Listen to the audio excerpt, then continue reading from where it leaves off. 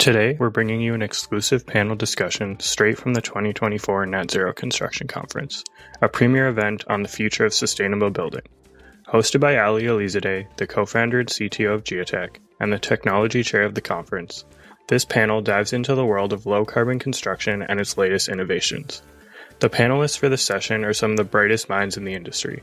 Professor Jason Weiss from Oregon State University, Heather Brown, the VP of Quality Control and Assurance at Irving Materials, Donn Thompson, the Senior Director of Building Innovations at the Ready Mix Concrete Association, Brandon Williams, Business Development Manager at Sublime Systems, Lisa Barnard, the Sustainability and EPD Program Manager at Chryso Saint-Gobain, and Pouria Ghods, the co-founder and CEO of Giatec. These industry leaders bring a wealth of knowledge on pioneering low-carbon solutions, innovative materials, and strategic shifts driving the construction industry towards a more sustainable future. Whether you're a professional in construction, a sustainability advocate, or simply curious about the future of green building, you won't want to miss this episode. And remember, the journey towards net zero doesn't end here.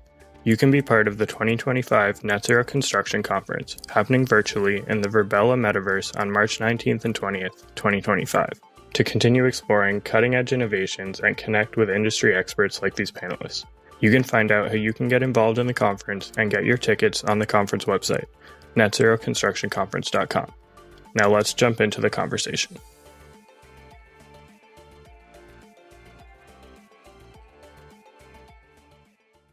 Welcome, everyone. I'm Aali Alizadeh, Giatec's co-founder and CTO, as well as the Net Zero Construction Conference Technology Chair. Really excited to host today's panel. The title of the panel is Advancements in Low Carbon Construction Technologies. We're going to focus on opportunities and challenges for industry adoption for these low carbon materials, solutions, and innovations. And I'm really looking forward to insightful conversations with the brilliant innovators we've gathered today. If you have any questions during today's panel discussion, please feel free to share that in the chat area. The panelists might be able to address those questions during the session, but also at the end, we'll have an opportunity to have a Q&A. Before we start today's panel, I would like to share some of the discussion points from last year's panel. The title for that panel was Building for Green Future, and we discussed how important sustainability is on the job site and what are the main advantages and challenges of that when we look at the practical aspects of it,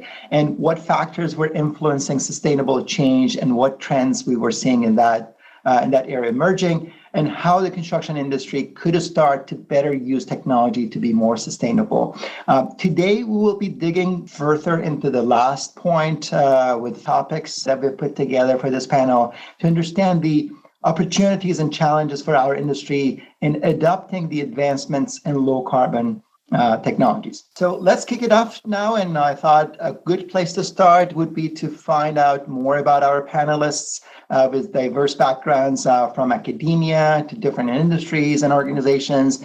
And this would allow our audience to have some context as we dive into the panel.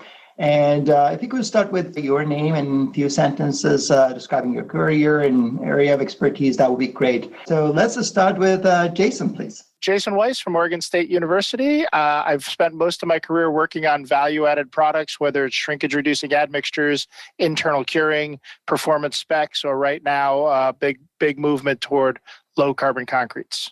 Awesome. Thank you, and welcome to this panel.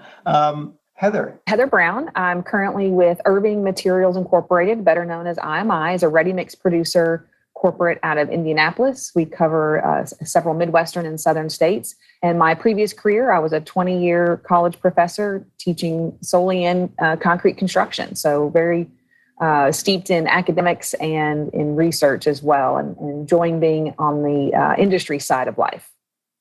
Thank you very much for joining us again today. And let's go to Donn, please. Hi, Donn Thompson. I'm Senior Director, Building Innovations for the National Ready Mixed Concrete Association. Based in the Chicago market, I cover 8 states supporting our Build with Strength program, which is a program designed to dispel the myths about the use of ready-mix concrete in the building environment. I have about 25 years experience in the concrete industry, and prior to that, I worked for about 20 years as a licensed architect in the Chicago area. And glad to be here today. Awesome. Brandon, please. Brandon Williams, Product Success Manager with Sublime Systems. My role with Sublime is to interface with the industry to make sure that our technology is a form-fit function replacement. 10 years experience in the ready-mix and concrete industry. Worked as a lab technician, lab supervisor, project manager, plant manager, and senior project engineer. So I'm excited to participate in the panel today. Welcome to the panel, Brandon. And Lisa, please.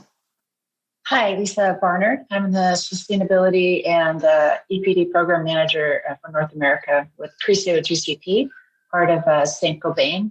I've been in the construction chemicals world for close to 15 years now, working a wide, vast portfolio of products, working with architects, engineers, owners, developers, and specification development projects, and now focused on the concrete industry and working with our customers.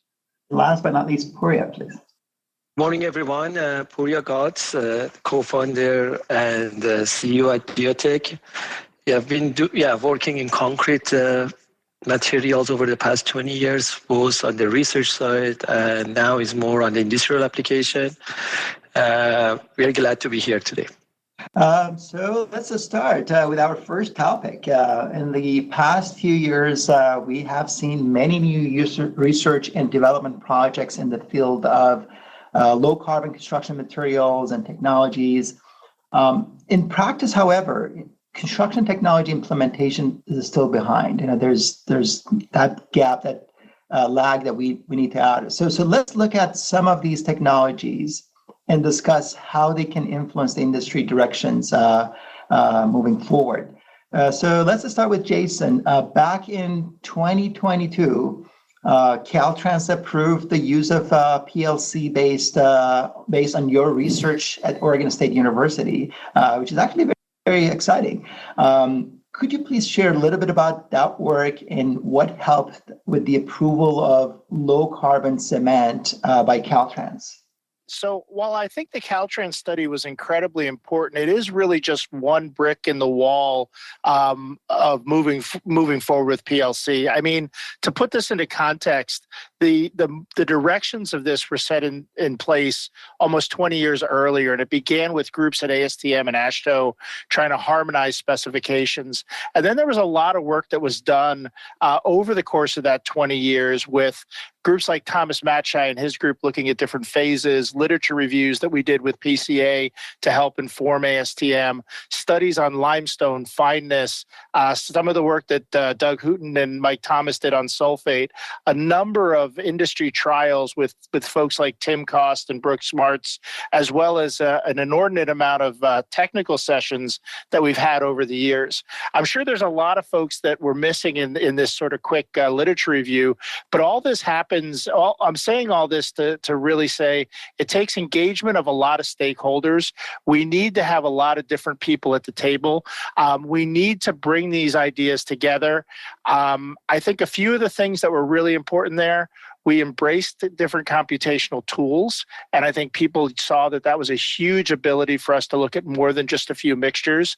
We had different groups answering questions and bringing that information together, and it really took a focus and coordinated effort over those 20 years to pull that off. That's really exciting, and actually to see that transition from research to get to where an organization such as Caltrans could approve and use the new materials, the low carbon materials. That's really exciting. Thanks for sharing that, Jason.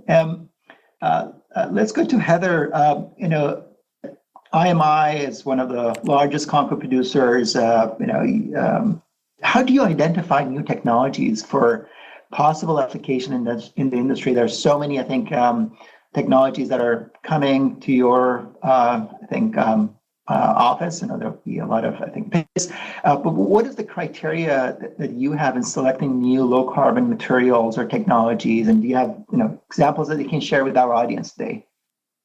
Certainly. So I think having been an academic researcher, I had a bit of an advantage coming into industry because I understood where research really begins and what agencies are those that we should be tracking. So just like Jason mentioned, AASHTO and ASTM, I follow Federal Highways, Department of Energy, NIST, the National Science Foundation. These are all agencies that are trying to be on the cutting edge and empowering faculty and industry to look at those low carbon technologies.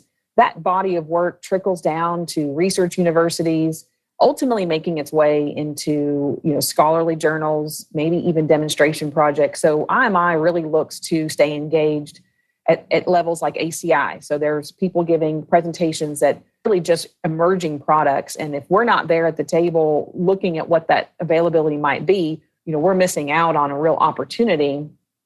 Then my role really is to take that scholarly work and turn it into what I lovingly call low-tech research. Low-tech research is so critical to our industry. It's really the handoff from research-based work to industry-driven practical application. So a very short-term low-tech experiment that is then kind of co-sponsored by an industry outlet, some low-carbon software company, maybe a low-carbon material company, working together to just really understand, is this going to work in my case, ready-mix concrete? So a great recent example is recycled glass.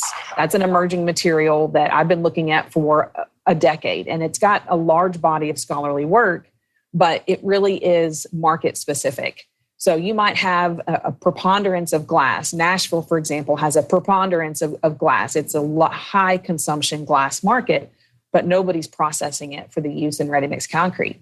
But now we have an ASTM supporting that material. So we can put it into a concrete specification legitimately, but we don't have a market really to support the availability of a recycled glass. So it's a work in progress, but as IMI looks at it, we want to use it as an SEM, and we know it does not have detrimental impacts on strength and set and workability. But we can't get enough of it to really house at our facilities because we're going to run through that material at a really high volume. So while the work is there, there's still this handoff and this availability that we really have to pay attention to.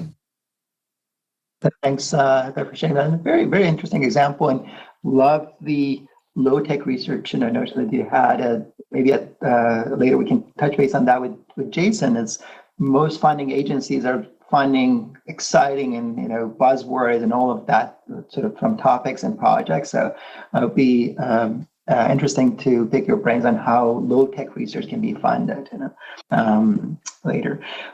Perfect. So let's go to Donn. You are promoting the use of innovating low-carbon solutions at NRMCA. NRMCA is advocating for that continuously for concrete producers in the U.S.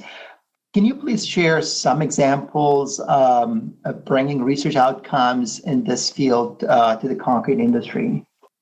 Our organization has supported research into sustainable applications for ready-mix concrete for many years. We have a subsidiary foundation, the Concrete Advancement Foundation, that continues to support research on a variety of projects. Some examples, sustainability plant guidelines to support the sustainable concrete plant certification program that our organization supports, which is really kind of a roadmap, how-to guide for our ready-mix producers to improve the sustainability of their production facilities, their operations.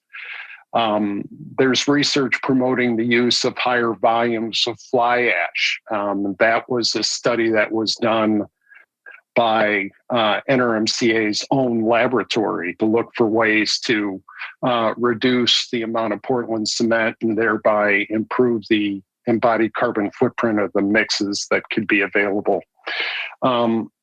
Research looking into optimizing the feasibility of using crushed recycled concrete. So, we already know that there's a lot of concrete that at the end of its useful life, it gets ground up and ready for reuse.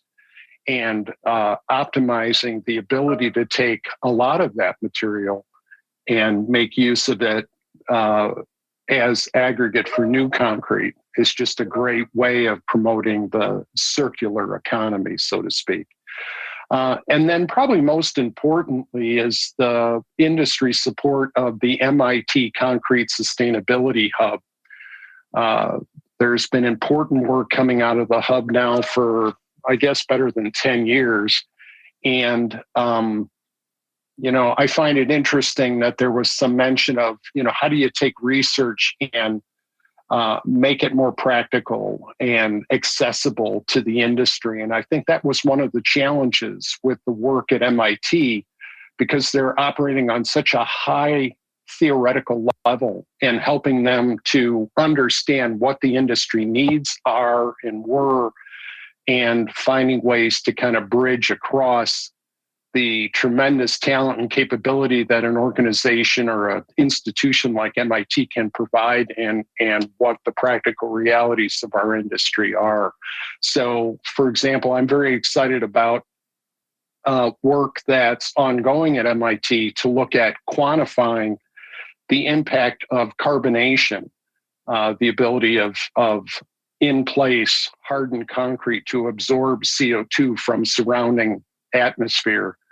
And in fact, they're going to have a presentation coming up on May 11th, where the deputy director of the hub will be talking about a framework that they've established. And they've been working on more accurately quantifying what the true impact is, because the ability of concrete to absorb CO2 is going to impact the footprint, the quantifying of the footprint of concrete in green building rating systems.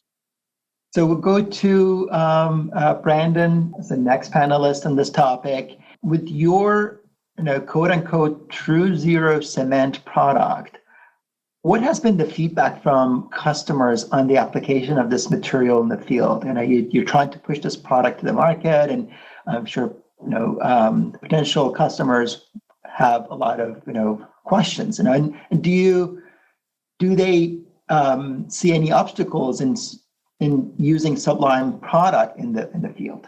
Yeah, so first let me explain what we mean by True Zero. It's sort of a tagline that we've used to describe our technology. So our technology is able to avoid the carbon emissions associated with the calcination process of cement through using a electrolytic process that can take advantage of clean energy. And then we're also able to avoid the emissions associated with that limestone calcination by using an extraction process. So we can extract the materials needed to make our ASTM C1157 performance-based cement. So that's what we mean by True Zero. But beyond that, yes, there's skepticism for our technology, but there's skepticism for any new technology. Cement and concrete are very regional materials to the point that there's no single solution for any market. You have different cement classifications for a given market. So the key to us is having sort of the key to us having success in the market is essentially having sort of a three-pronged approach. Similar to what was mentioned earlier, internally, we do as much diligence as possible, vetting our materials to ASTM standards and AASHTO standards using ACI methods. And then beyond that, we have a third-party lab or third-party labs that are CCRL certified, essentially to vet our data and make sure that we're not acting in a isolated echo chamber.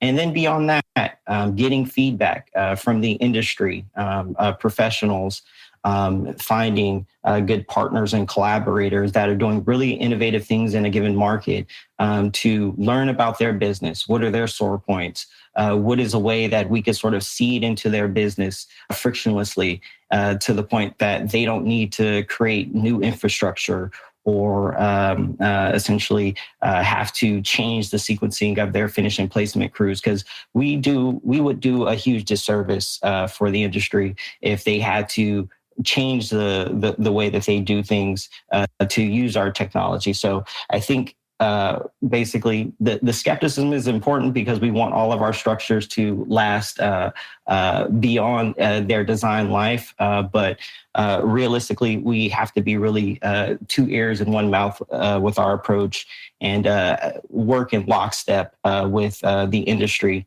essentially to vet our technology. So I guess the skepticism's there, but having innovative partners that have done this for nearly 50 to 100 years plus as far as experience across their business and informing our technology is the key. Going to Lisa, obviously with tons of experience in the chemical mixture industry, you have a lot of experience in bringing new technologies to the market. You know, you have I think deep innovation lab and research group, and you know, working on new technologies continuously. Where do you think low carbon technologies in particular and materials from that perspective fit from adoption and implementation perspectives when you look at the industry? Sure, there's been a lot of great feedback from others on this topic, and as Heather said, I think I've got a little bit maybe of a low tech answer to a high tech topic, but obviously, I mean, admixtures have been around for a long time, and they've been doing the work of kind of what we're looking at now, right? I mean, a large part of cement reduction, cement replacement, they've been doing that work for quite some time. It's just that our interest in what we were quantifying has sort of changed. So Pouria, you're working on new technologies and innovative solutions to reduce the embodied carbon in our industry. What emerging or new innovations you see are going to reshape our industry in the next few years? Okay, thanks, Ali. Yeah, this is an interesting question, right? So yeah, but at least I can answer this question from our lens, right? So what we are doing at Giatec and also to our best knowledge, right? So the way we see that industry may evolve toward adopting a more advanced technology, right? So and in order to bring impact, right, especially on the net zero topic. So what we see right at Giatec, right? So AI could be a potential technology, right? So to advance this industry significantly, especially if you're talking about the mix optimization or recipe of the concrete, right? How we can basically have a right dose of ingredients in concrete for every job or construction project, right? Based on the specification that we are seeing, and also the fact that concrete materials compared to, I don't know, like 30, 40 years ago, it becomes more complex, right? It's where we have lots of different admixtures, new SCMs, lots of new materials basically coming to this industry. And for that reason, optimization of the mixes based on the demand, right? So different application, different use cases become more complex. And we believe that there's opportunity leveraging AI to build, in a way, a concrete expert, especially nowadays, right? So yeah, again, low tech, speaking of low tech, there are not too many, basically, people getting to this, concrete areas, right? This is quite a little bit, unfortunate, right? So that we are kind of having less talents coming to this industry. And for that, there might be opportunity, right? So to have AI engine trained to the extent that, right, can act as a concrete expert, be able to basically look into the all recipes possible for certain application of the concrete and helping us in a real time manner, right? Even human being nowadays, it's really, really difficult for human being to process lots of information in real time, whether it's impact of the weather, traffic pack, right, delay in concrete delivery, lots of other variables that may influence the properties of the concrete, and there is I guess room for AI to fill the gap and be able to significantly impact concrete industry as a whole, and hopefully make it much better for future generation to come. Thanks so much for sharing that perspective, Maria. Perfect. So let's go to the second topic for this panel discussion. Our concrete industry is responsible for 8% of global CO2 emissions. That's massive, and I always say, actually, if concrete was a country, it would have ranked third after US and China in terms of annual CO2 emissions. Think about it, that's really huge. With the demand for more sustainable solutions growing, I think it's really important to look at the future and determine how we can get to the net zero state. And a major contributor to achieving this goal is the availability of frameworks or policies and guidelines that could really accelerate the adoption of low carbon technologies in the construction industry. Let's just start with Heather. Do you see any gap in the policies and guidelines that we have today that would cause friction in the use of low carbon technologies in our industry? So I look forward to everybody's responses. I'll start with the federal Buy Clean initiative. We've been hearing more about that as several states have gone to Buy Clean states. And I think that's trickling into other markets on trying to head that direction. What I'm finding, though, is that there's really only limited decision-making information available to understand truly what Buy Clean means. And so to me, from the construction materials aspect, we're all focused on product EPDs. And right now, the calculations that support a product EPD only focus on the A1 through A3 categories, which we know is the real, material extraction, transportation, manufacturing calculations. So that's the really intensive, energy-driven kind of dark side of our industry. And I think that's skewing a little bit of the true nature of what, concrete, for example, can be in a cradle-to-cradle assessment. So kind of focusing on concrete, I feel like we have been optimizing mixes. I mean, Lisa said this, we've been optimizing mixes 30 plus years with different chemicals, different SEMs, trying to lower our dependency on straight cement as much as possible. The game has changed. The calculations are now focused on low embodied carbon, lowering CO2, and benchmarks are starting to appear. GWP benchmarks are kilograms of CO2 embodied in a concrete mix. And owners are looking at those numbers and they want to be better than that. They want to be better, 20% better, 50% better. I had an owner that wanted to be 70% better than the current GWP benchmark, which is very difficult to do with the current slate of materials, of SEMs and chemicals that are available today. I think 1L PLC, helped move the needle a little bit, but we have a long way to go before we can be 50% better and ultimately net zero, for concrete as an example. So I think it's going to be, very difficult to improve upon this. What I would like to see happen and where I think the gap in the policy is we really do need to start calculating the rest of the life cycle assessment. Concrete has always done well in life cycle assessment, and we're not quantifying that for the owners today. We have talked about concrete being a carbonation sink. So if it's a carbonation sink, it should offset a significant amount of the actual manufacturing of concrete and cement if we actually could quantify that for the owners.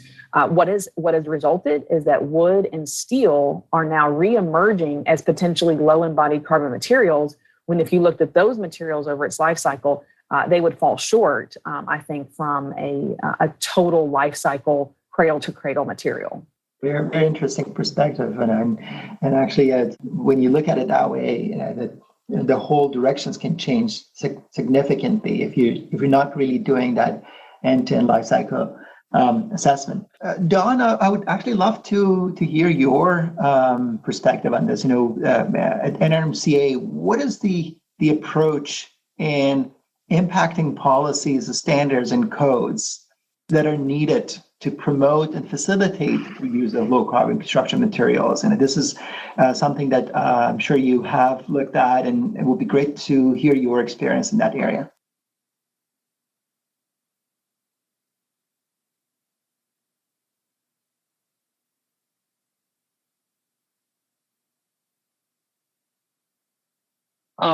It's really about education from our perspective. It starts with the misconceptions that exist just when people are looking at cement versus concrete, and the fact that those terms are used interchangeably, and it's the cement within the concrete that's really the source of the bulk of the CO2 burden that everyone is so concerned about with concrete materials. So, for example, our codes and standards team continues to advocate in favor of more robust, more resilient building codes. It really speaks to, we try and emphasize the full life cycle, kind of echoing on what Lisa was mentioning. You have a lot of competitive industries that focus only on the cradle to gate and have done a tremendous job of really establishing the importance of the embodied carbon piece. But when you look at full life cycle, when you start considering operational impacts, and there's lots of ways that we can demonstrate that concrete products and systems can have tremendous impact in helping to improve the energy efficiency of the buildings in which the concrete systems are used because of the inherent advantages. Thermal mass is one example in terms of helping to reduce the mechanical loads on buildings. Looking at end of life phase, where much of concrete is recycled. I started to mention earlier that our laboratory at NRMCA is involved in research looking at recycled aggregates, taking end-of-life concrete and looking at the feasibility of being able to reuse more of that material so that you have a circular, cradle-to-cradle approach to the use of our materials. So all of those things just help to better position our products and materials through the promotion and education that we do to just bring about more accurate assessment of the value that concrete can provide. And that's really key, as you mentioned, in bringing this to the attention and of policymakers and impacting those standards and guidelines. Brendan, have you looked at what policies or standards are required to help the market acceptance of novel cementitious systems? Sometimes if you're looking at the latest cutting edge advancements and technologies, policymakers and guidelines and standards might not be there. And have you reviewed what requirements are there for you to bring your low or even zero carbon material to the market? Well, I'm happy I'm going after Donn because he hit a lot of good points. As far as the NRMCA's Build with Strength moniker, that's been around since I've been in college, and it's done a lot of great work for the industry, moving us past sort of prescriptive measures to more performance-based measures. Let's do what works best to meet sort of the demand, the growing global demand as far as sustainability. And he's also right about cement within concrete. So cement is about 5% of the volume in a yard of concrete, and it's about 90% of the emissions. So our technology, and I'm going to sound like a broken record in talking about the process, but we use an electrolytic process that allows us to extract a decarbonized lime and a reactive silicate to then be blended to make a performance-based cement. And thankfully, ASTM C1157 is available as a performance-based standard. The ASTM was very forward-thinking in 1990 to create this standard to allow cement manufacturers to be innovative. And then beyond that, ACI and the International Building Code also have ASTM C1157 as a performance-based measure for performance-based cements to come into the market. So I would say P2P or prescriptive to performance is very important because it allows builders to continue doing what they do best. So yes, performance-based measures all the way. We understand standards are important just to make sure that all materials operate on a level playing field. But I guess allowing builders to do what they do best is probably the best way. So, Lisa, welcome back. I think it's difficult virtually even to come back to the stage. But as you put in the chat, there was a power outage, so happy to have you back. Literally, yeah. On this second topic, Lisa, among your customers, there are always early adopters who would use any new technology. Like they don't care about guidelines or policy or standards. But the market majority always needs some assurance from standard organizations and building codes. And how do you think relevant organizations and authorities can help here when it comes to low carbon technologies?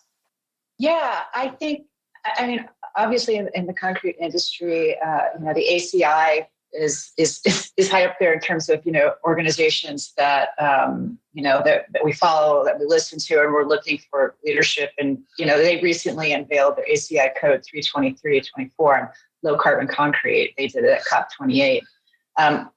That may be one of the first code on low carbon concrete, and I think that's a fundamental stepping stone, towards helping the industry work towards lowering its environmental footprint. I think that document should. It was rapidly, developed last year, and I think it's going to be published in 2024. I mean, I'll jump on the, NRMCA. It's an industry association, but they've done a fantastic job of taking the leadership position for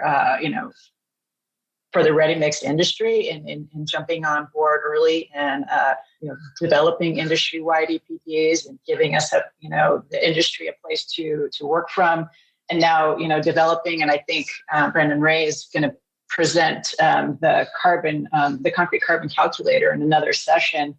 I think that's a great step towards one of my other comments is when I got kicked off was going to be about, establishing carbon budgets on projects versus GWP limits, right? Because I think even that tends to be, prescriptive when we're putting GWP limits on certain mix designs. So, this tool really allows folks to start working in this area of carbon budgets. So I think, that's an important stepping stone to start figuring out how do we, as Brandon and others have said, allow the ready mix producer to do what they do best. And that is promoting more performance-based specifications over prescriptive, right?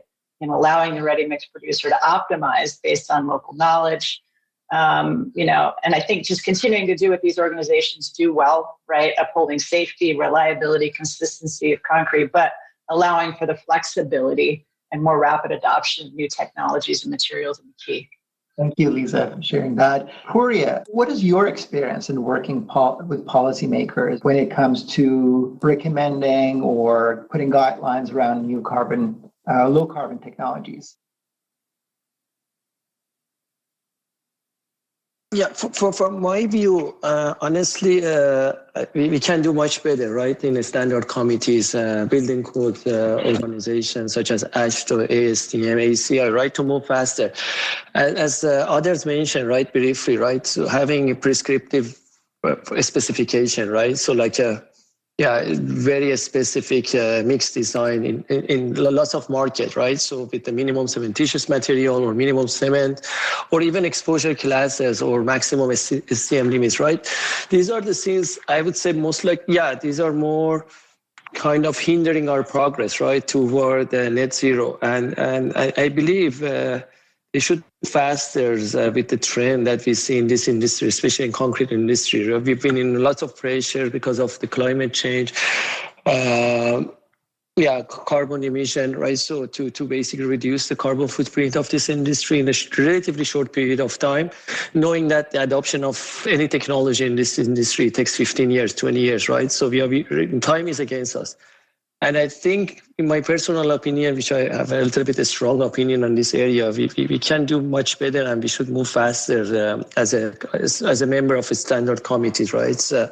To really be able to enable other technology get into the market. Another example, right? So it's more on the design side, right? The specification, 28 days strength of concrete, right? So it's very norm, but I believe if we allow engineers, architecture to design toward more 56-day strengths, that by itself significantly reduced by 35%. We have some data actually in our system, big amount of data supporting that. That change by itself significantly basically helping the industry to reduce their carbon footprint.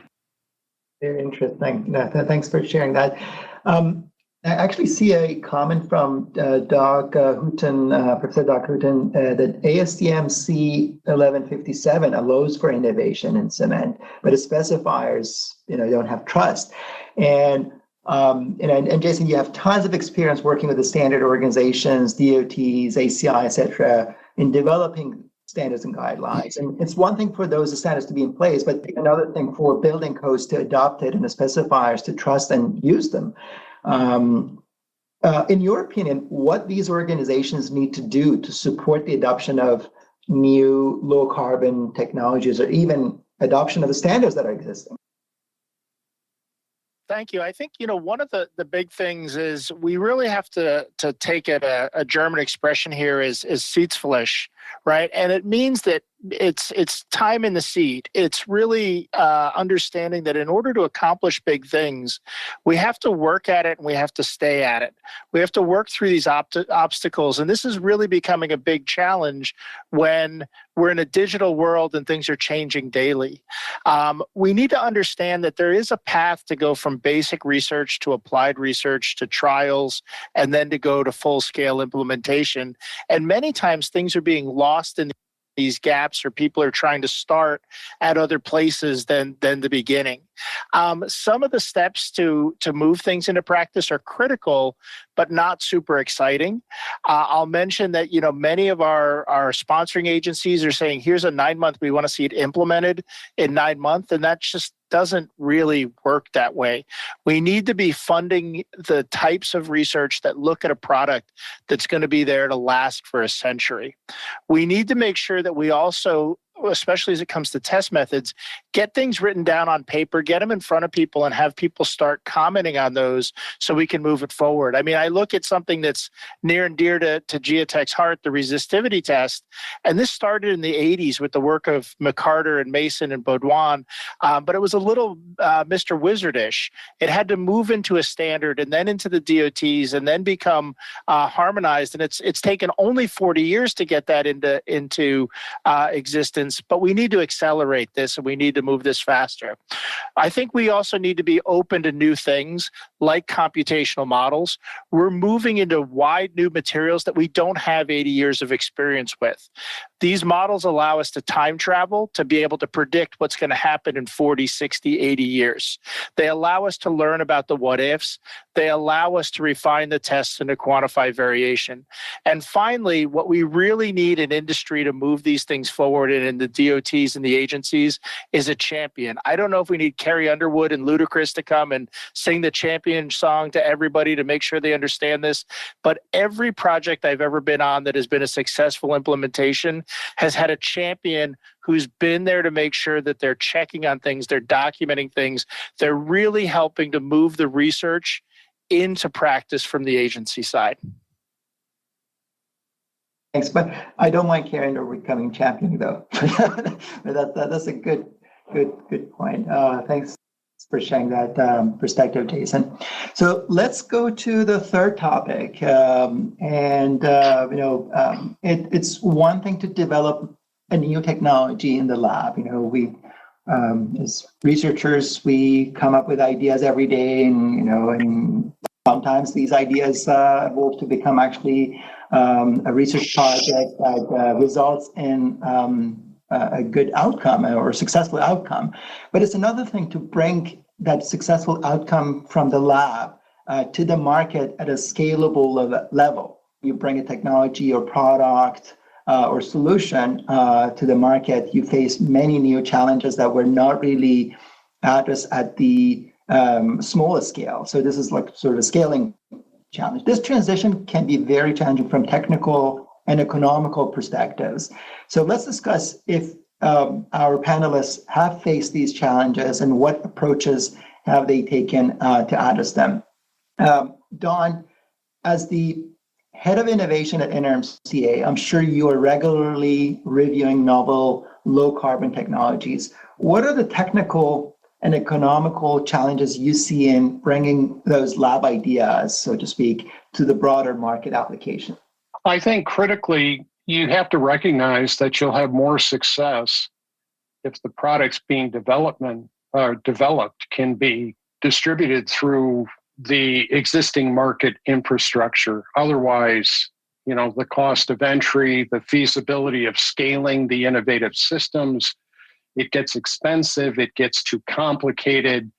You have a tremendous burden of selling, let's say, ready mix producers on the value of a new approach. I mentioned I have quite a bit of longevity at this point in the industry, and construction, more than I sense more than anything, is so much about being creatures of habit. So the struggle of bringing something that's revolutionary or helpful, you have to make it as easy as possible.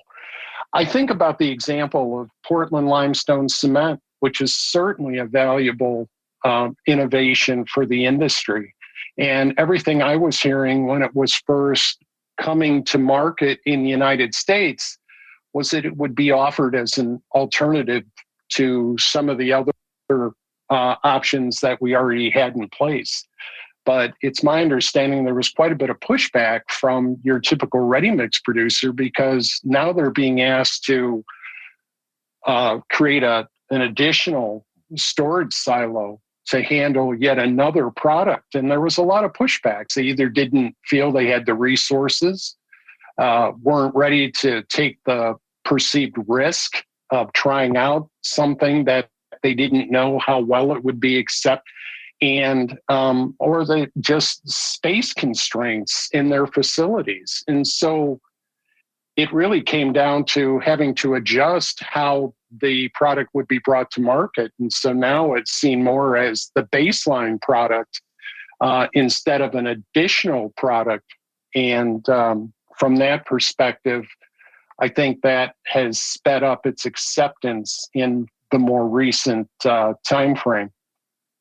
So overall, the key is offering products that can be handled the same within our industry, work in similar ways, but they don't represent major disruptions in terms of bringing them to market.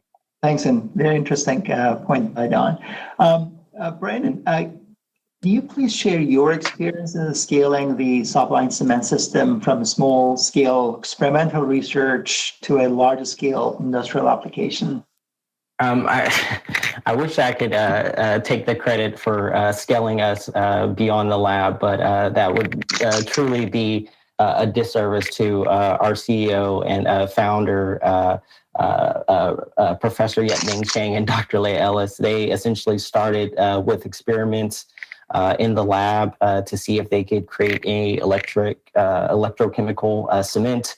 And today is actually our 4-year anniversary. So we spun out at MIT, and now in Somerville, Massachusetts, we have a pilot that is capable of producing about 250 tons of material a year.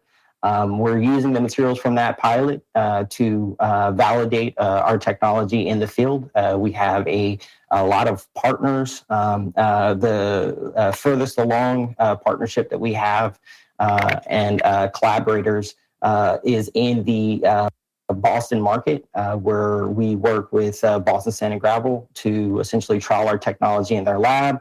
and then scale it up to do trial batches and get feedback from concrete contractors such as SNF Concrete. Can you finish the concrete? How does it behave? Can you send it down the street at 3 revolutions a minute and get your transit time?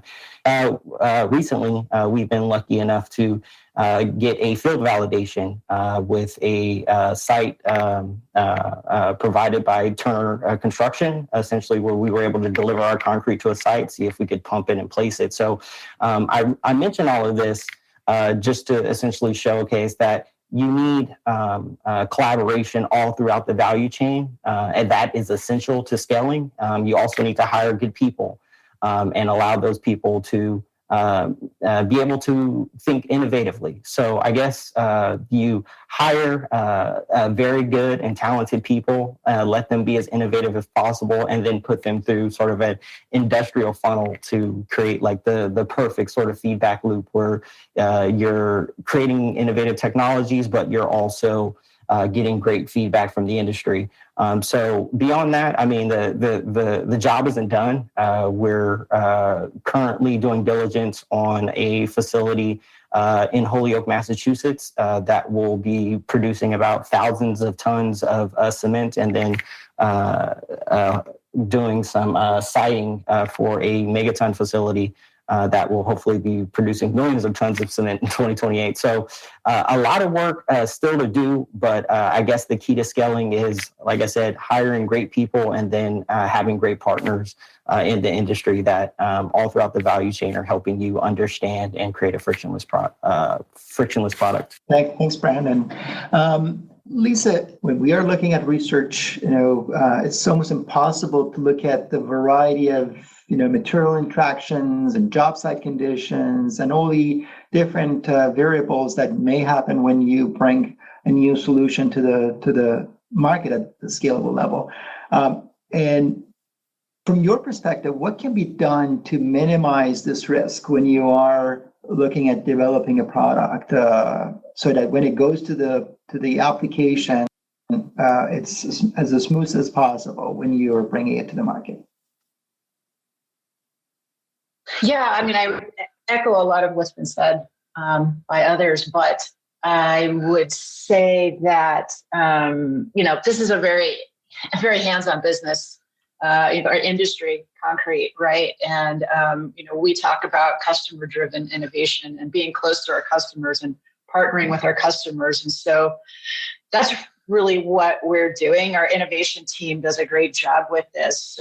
In fact, we opened a new application lab in Chicago late in 2023, and we're building more across North America and different regions to be closer to our customers and materials. So we can test, tweak, scale much more efficiently. We utilize those labs to test local and new materials, things that keep coming up, calcium clay cements, natural pozzolans, ground glass that Heather mentioned. With our admixtures, using mortar mixes, or we call mini mixes, we can do that at a small scale and be quick and not a lot of waste. It allows us to ID and predict more successful formulations and mix designs, so then we can partner with customers in the field to put those things in production scale. Because we've got to do both, right? But if we can go to the lab in a small scale and test things, we can get further faster. And then take it out into the field. So, we use that process to bring our strength enhancer EnviroMix SE to market more rapidly, to meet increasing demand for cement reduction products. And that's really how we're going to keep trying to drive going forward. Is we have to be hands-on, but how do we be efficient about it? And we've started this process, and having these application labs closer to our customers really makes a lot of sense, particularly with the speed at which materials and the industry is evolving to meet these low carbon challenges. And thank you, Lisa. And going to Pouria, many experiences in commercializing new products. What lessons you can share with us and getting that product market fit, so to speak, right when you bring new technologies to the market? Yes, we learned by doing lots of mistakes over the past 15 years, right? So how to bring an idea from research on the bench all the way to to the application and make it really a commercial success, basically. Yeah, a few things that could be helpful, right? So people who are looking at commercialization of any ideas, right? One is just breaking the basically steps into as small as possible, right? So for phases, phase one, could be pilot, proof of concept pilot, MVP, early access customers, right? So what we learned that if you have more smaller steps, right? So and also to have a go no go kind of condition, right? So you have a better chance of with the limited resources, right? So you have to advance the product concept or technology further toward the commercialization with the understanding that at any point, right? So yeah, you may need to kill the project at any of those steps. That would be one thing, I guess, have been helpful for us. And the second one, especially related to net zero green clean tech technology, right? In this industry, especially in construction industry, clean tech. I guess the key for adoption, knowing that this industry has been very slow, right, adopting the technology, right? No offense, I'm coming from this industry, is more looking at the economy, right? So making sure that as much as possible, right? Sometimes might not be possible that you're not adding significant costs, right, to the solution, or adding significant costs to the project or to the materials. And if there is a way that you can make it a little bit more cost effective, right? Any new clean tech solution. That would be another driver, right? So that you can rely on for adoption of the technology or make it more successful when you are trying to commercialize it at a very large scale. Yeah, this is a kind of definition of product market fit. Yeah, there are lots of other criteria to make sure that, yeah, you get the product market fit as soon as possible. But these two things I thought are related or more relevant to this conversation. Thank you for sharing that, Pouria. Jason, when we look at the market, we obviously see the successful products and the ones that made it to the market and at a scalable level.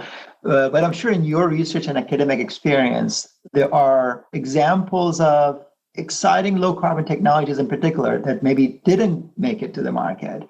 And I would love to hear what barriers you see as being the barriers that prevented the larger scale adoption of those exciting projects. So I think when we start to look at some of these barriers, I think one of our biggest barriers as an industry is we really aren't open to a lot of new things.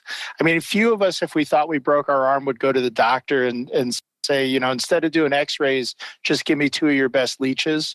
But we do this every single day when we order concrete. People go in and order a 7-bag mix or do things like that. We have a lot of technologies that we could be using more of today that are off shelf, whether it's SCMs and even what people are calling new SCMs like natural pozzolans.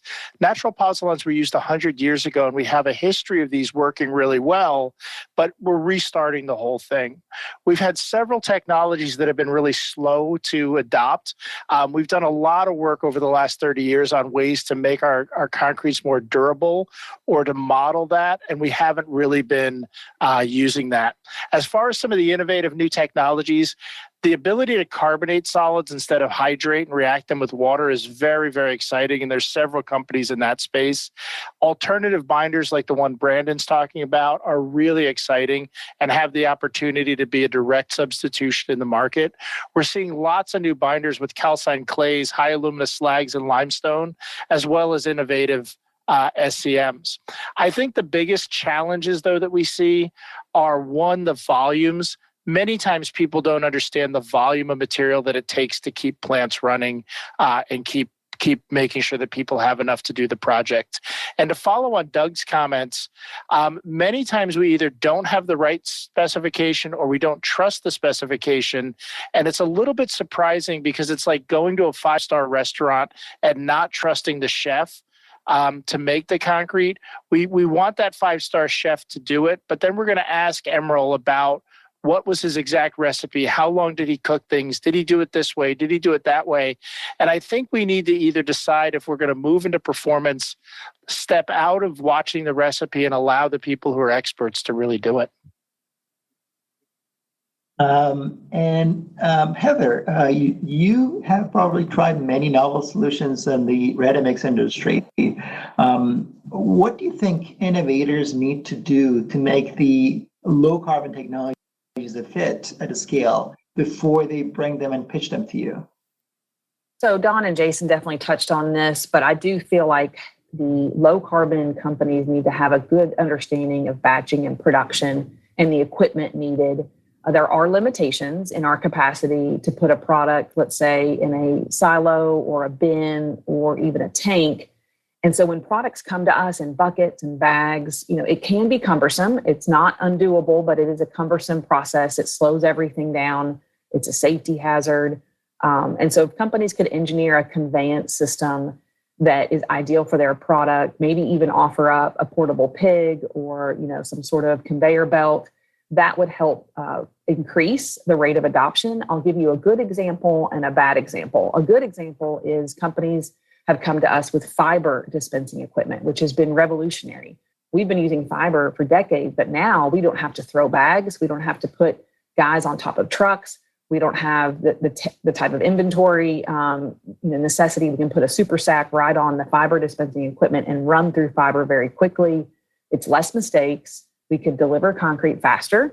Our yards per hour goes up. It's less manpower, and we're still lowering the embodied footprint because we're using less labor in the field to put down light gauge steel. We're using less steel in general, and that proves to be really valuable.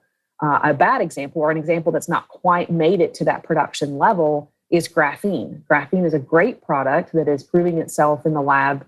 There's a lot of researchers looking at graphene as a flexural enhancement to concrete. But I've managed graphene in the lab and in the plant, and it is a monster to work with. It's very sticky. It goes airborne immediately. So there's some engineering that needs to be done, some conveyance that needs to be done to get graphene into a form that we can use at the plants. But a great product. Would love to see it go to market and scale up, but we've just got right now some managing issues with that product. Interesting. Yeah, sometimes that sort of yield, and getting that product to market can prove really challenging at a scale. Okay, I think unfortunately we're running a bit over time. I would have loved to go through the next topic on the EPDs, but unfortunately we don't have time, as our next speaker and the keynote speaker is here. I really would love to thank everyone who joined this panel discussion. And, as we are concluding the topics we had for today's panel discussion, I'm sure the audience have some questions, and you can put them in the chat, and the panelists can stick around and answer those questions if they're in the chat.